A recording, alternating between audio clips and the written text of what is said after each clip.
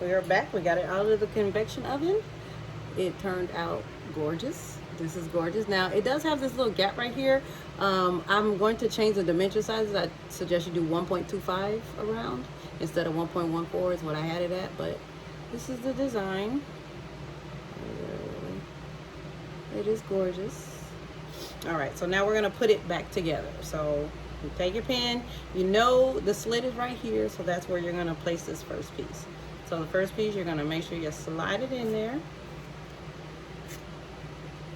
And you're gonna make sure you push it all the way down. Make sure it's in that little groove area. Push it all the way down so this is flush to the pen, okay? Then you're gonna take these two pieces, your pen and the bottom piece, and you're going to put them in. And as long as you're holding this piece down, just you hear that click, you know that it's in there pretty much. But I'm gonna go ahead and twist it. And they write. So they have this little red tip on there right now. It writes in with black ink.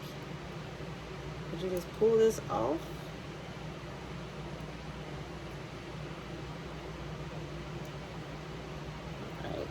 And then let's try to write on something.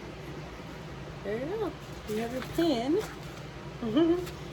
So these are sublimation pens that you can make custom pens for yourself to send to your customers or for other people to give out as promotional gifts. So here it is. This is the whole pen. Clicks. And like I said, this piece right here, we're going to go ahead and make the sizing a little bit bigger. But otherwise, it turns out perfect. Sublimation pens that can be done in the convection oven, so you don't need a pen pad for it.